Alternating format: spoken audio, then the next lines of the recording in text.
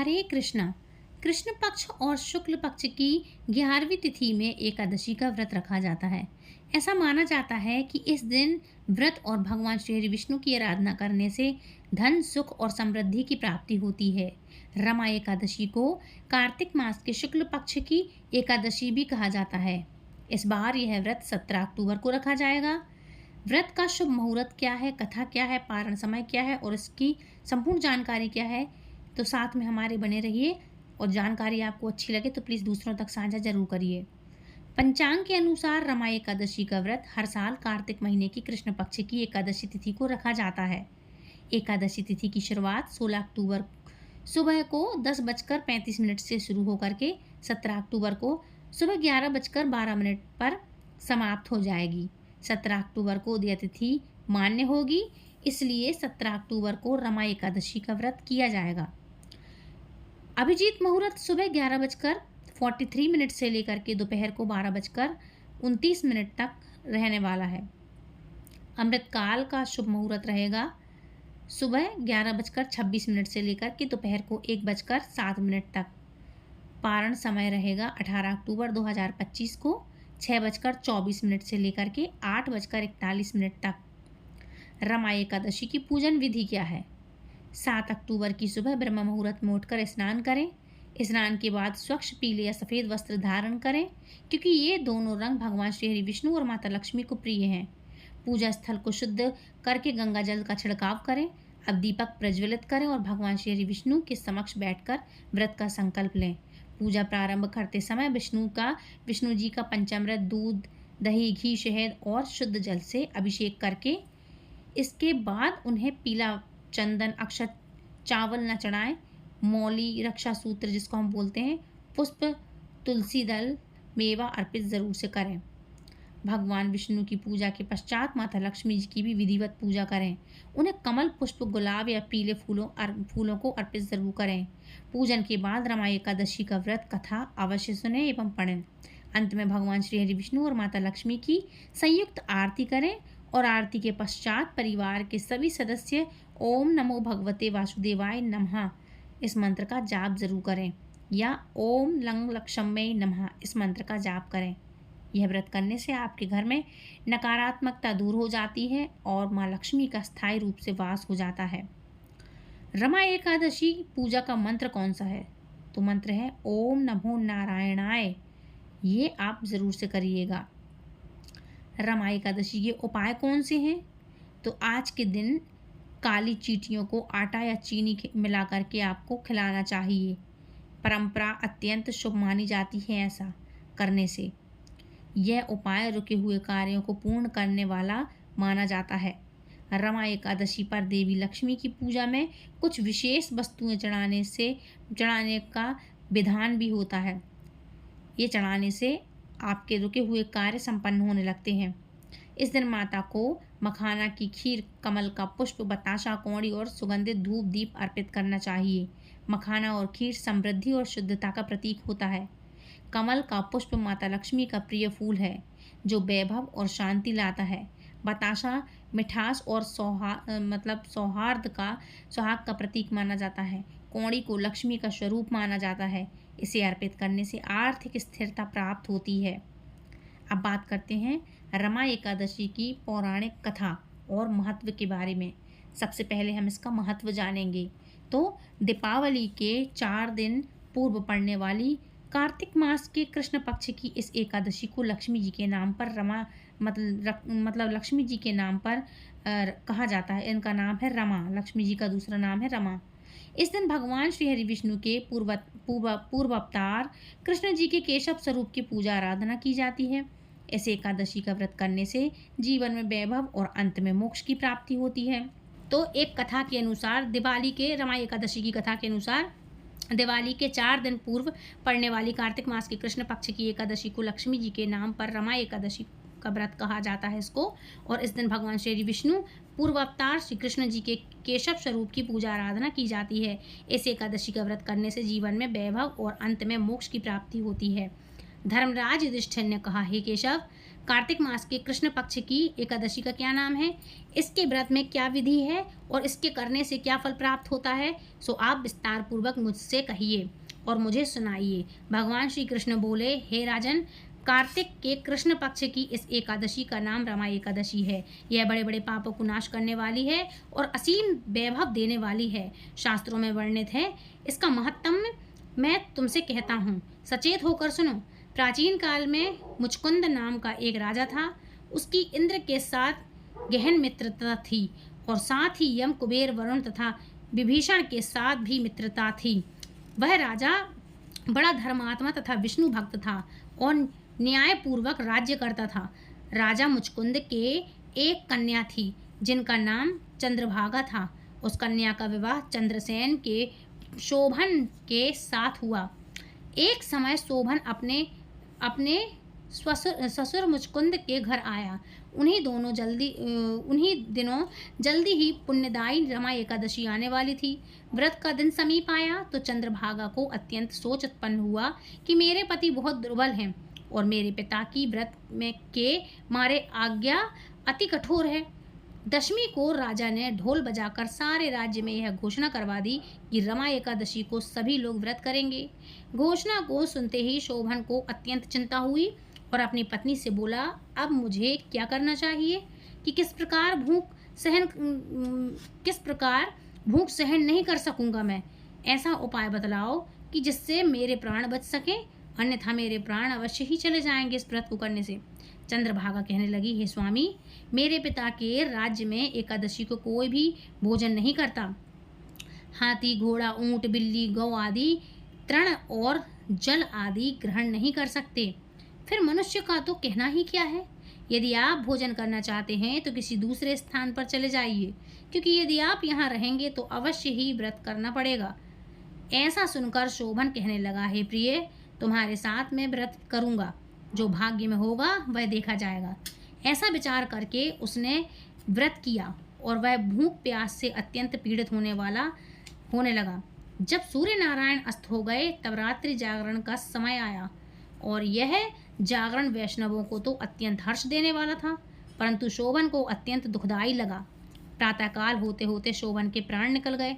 तब राजा ने चंदन की चिता से उसका दाह संस्कार करवाया, परंतु चंद्रभागा ने अपने पिता की आज्ञा से अपने शरीर को दग्ध नहीं किया और शोभन की अंत्येष्टिक क्रिया करने के पश्चात अपने पिता के घर में ही रहने लगी।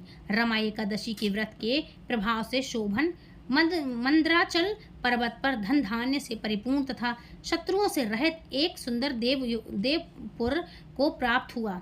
वह अत्यंत सुंदर रत्न और वैदुर्य मणि, जटिल स्वर्ण के खंभों पर निर्मित अनेक प्रकार की स्फटिक मणि से सुशोभित भवन में सिंहासन पर आरूढ़ हुआ।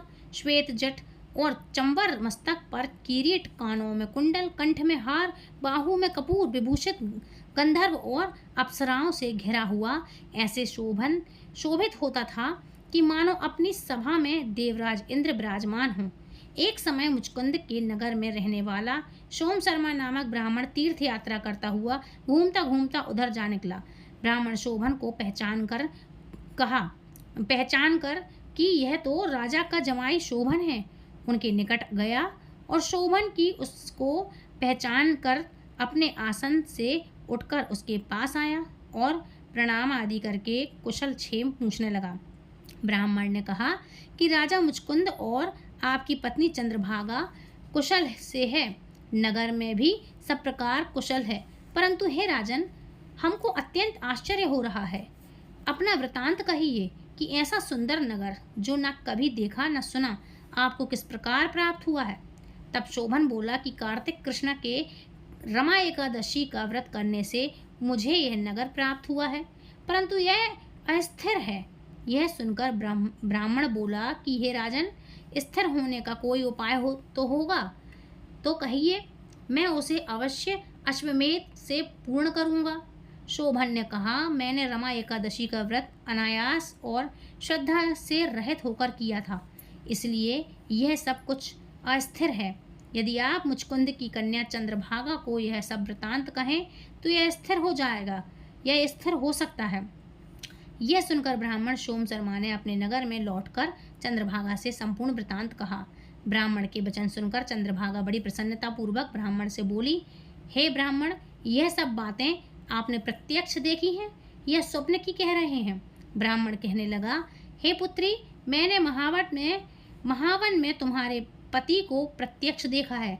साथ ही किसी से विजय न हो ऐसा देवताओं के नगर के समान उनका नगर है, उसका नगर भी मैंने देखा है। उन्होंने यह भी कहा है कि यह स्थिर नहीं है। जिस प्रकार यह स्थिर रह सके वह उपाय आपको करना चाहिए। चंद्रभागा कहने लगी, हे विप्रवर, तुम मुझको वहाँ पर ले चलो। पतिदेव के दर्शन की मेरी तीव्र लालसा है। मैं अपने किए पुण्यों से उस नगर को स्थिर बना दूंगी। आप ऐसा उपाय कीजिए जिससे उनका और मेरा मिलन हो सके। आपकी अति कृपा होगी और आपको पुण्य भी मिलेगा। सोम शर्मा को साथ लेकर मंदराल पर्वत के समीप वामदेव ऋषि के आश्रम में गया। वामदेव ऋषि ने उनकी बात सुनकर वेद मंत्रों से उज्ज्वल तिलक द्वारा चंद्रभागा का अभिषेक किया। तब ऋषि मंत्र के प्रभाव और एकादशी के व्रत से चंद्रभागा का शरीर दिव्य हो गया और वह अत्यंत प्रसन्नता के साथ अपने पति के निकट गई। अपनी प्रिय पत्नी को आते देखकर शोभन अत्यंत प्रसन्न हुआ और उसको बुलाकर अपनी बाईं तरफ बिठाया। तब चंद्रभागा ने कहा, हे प्राणनाथ, आप मेरे सभी पुण्यों को ग्रहण कीजिए जिससे आपका यह नगर और राज्य स्थिर हो सके। जब मैं 8 वर्ष की थी तब से ही सभी एकादशियों के व्रत को पूर्ण श्रद्धापूर्वक विधि विधान के साथ करती आ रही हूँ। इस पुण्य के प्रताप से आपका यह नगर स्थिर हो जाएगा तथा समस्त कार्य पूर्ण होकर प्रलय के अंत तक रहेगा। इस प्रकार चंद्रभागा दिव्य रूप धारण करके तथा दिव्य आभूषणों और वस्त्रों से सुसज्जित होकर अपने पति के साथ रहने लगी। हे राजन, यह मैंने रमा एकादशी का महात्म्य कहा है।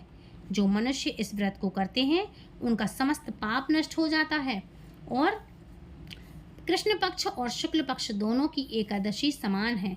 इनमें कोई भेदभाव नहीं है।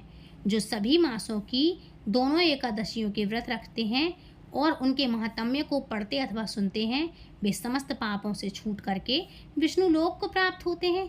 इसमें बिल्कुल भी संदेह नहीं। बोलो जय श्री कृष्णा। रमा एकादशी महारानी की जय। भगवान सत्यनारायण की जय। श्री हरि विष्णु की जय। अब बात करेंगे रमा एकादशी के उपायों के बारे में। तो आपके लिए रमा एकादशी पर गरीब बच्चों या ज़रूरतमंदों को दान ज़रूर से देना चाहिए। दान से घर में सुख समृद्धि बढ़ती है, माँ लक्ष्मी प्रसन्न होती हैं। तुलसी भगवान विष्णु की प्रिय होती है, इसलिए एकादशी पर तुलसी माता की विधि विधान से पूजा करना चाहिए। हालांकि माता तुलसी को स्पर्श नहीं करते हैं, ना पत्ते तोड़ते हैं, ना जल अर्पित करते हैं, लेकिन हाँ, माता तुलसी को अगरबत्ती, धूप वाली अगरबत्ती और दीपक ज़रूर से जलाएं, दोनों टाइम घी का। तो ये तुलसी जी का उपाय है। इससे माँ तुलसी प्रसन्न होती है तो भगवान श्री हरि विष्णु स्वतः ही प्रसन्न होते हैं। और अंत में भगवान श्री हरि विष्णु की आरती ज़रूर करें और अपनी भूल चूक की क्षमा याचना ज़रूर से करें कि हमसे कोई भी यदि भूल चूक हो गई हो इस व्रत के करने में तो प्रभु हमारी भूल चूक को आप क्षमा कीजिएगा। इस तरह से आपके लिए कर लेना चाहिए। अच्छा, अगर हम पूजा सामग्री की बात करें तो पूजा सामग्री में आपको भगवान श्री हरि विष्णु का चित्रपट या मूर्ति हो या लक्ष्मी नारायण की मूर्ति हो वो चलेगी, या कुछ नहीं तो लड्डू गोपाल या शालग्राम भी चलेंगे। तो पुष्प है, नारियल सुपारी रखना चाहते हैं तो ठीक है, फल है, दीपक है, घी का पंचामृत है। अक्षत आज के दिन नहीं चढ़ते हैं, नहीं तो हर पूजा में अक्षत चढ़ते हैं। तुलसी का पत्ता 1-2 दिन पहले ज़रूर से तोड़ लेना चाहिए, मैंने हर वीडियो में बताया है। चंदन एवं मिठाई, चंदन का टीका लगाने के लिए, और मिठाई आप चाहे घर में बनाएं चाहे बाहर से खरीद के लिए आएँ। थोड़ी सी सामग्री लगती है लेकिन पूजा बहुत ही अच्छे से संपन्न होती है।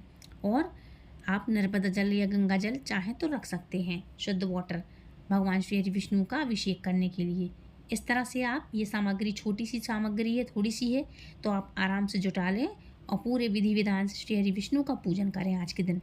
अच्छा, अब बात करेंगे आज ही के दिन एक और तिथि पड़ रही है जिसको हम बोलते हैं गौवत्स द्वादशी। एकादशी का व्रत तो आप कर ही रहे हैं, साथ ही साथ आज के दिन आप गौवत्स द्वादशी का भी व्रत कर लीजिएगा, क्योंकि दोनों व्रत एक ही दिन एक ही साथ पड़ रहे हैं। तो गौवत्स द्वादशी 17 अक्टूबर 2025 दिन शुक्रवार को मनाया जाएगा, क्योंकि इसी दिन है ये। और गोवत्स द्वादशी 17 अक्टूबर को सुबह 11:12 से शुरू होकर के 18 अक्टूबर को दोपहर को 12:18 तक रहेगा। पूजा के लिए सबसे पहले शुभ मुहूर्त में आप प्रदोष काल में शाम को 5:49 से लेकर के 8:20 तक आप इसकी पूजा कर सकते हैं। गोवत्स द्वादशी 2025 दिन शुक्रवार को 2025 को होगा और गोवत्स द्वादशी का आरंभ 17 अक्टूबर सुबह 11:12 पर होगा और 18 अक्टूबर दोपहर 12:18 पर इसका समापन होगा। प्रदोष काल का समय रहेगा, मतलब शुभ मुहूर्त रहेगा शाम को 5:49 से लेकर के रात को 8:20 तक। ये इसका शुभ मुहूर्त रहने वाला है, तो आप इस समय पूजा कर सकते हैं। आज के दिन गायों को सजाया जाता है। आज के दिन गाय के दूध का हमें इस्तेमाल नहीं करना चाहिए। ये पूजा में ये पूजा के विपरीत माना जाता है, मतलब पूजा जो लोग करते हैं इसलिए इसका गौ माता का दूध हमें आज के दिन उपयोग में नहीं लेना चाहिए, क्योंकि हम इनकी पूजा करते हैं।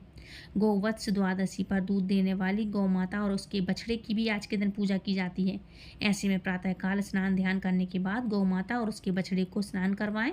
इसके बाद उनकी सींगों को सजा करके उन्हें माला चंदन करें। तिलक करने के बाद धूप दीप दिखा करके श्रद्धा के साथ पूजा करें। फिर आटे की लोई और गुड़ लगा करके गाय को खिलाएं और संतान की सुख समृद्धि का आशीर्वाद मांगे, अपने घर की खुशहाली का आशीर्वाद मांगे। हिंदू मान्यता के अनुसार गोवत्स द्वादशी तिथि पर विधि विधान से पूजा करने पर सुख सौभाग्य की प्राप्ति होती है और संतान की आयु बढ़ती है। मान्यता यह है कि इस दिन पूजा करने पर ये निसंतान दंपतियों को भी संतान का सुख प्राप्त होता है। इसलिए जिनके यहाँ संतान नहीं है वो लोग भी आज के दिन की पूजा ज़रूर से करिएगा और परिवार की खुशियों में वृद्धि होती है। ये व्रत करने से सारे पाप नष्ट हो जाते हैं, अकाल मृत्यु का भय दूर होता है। तो फ्रेंड्स, ये थी आज की वीडियो।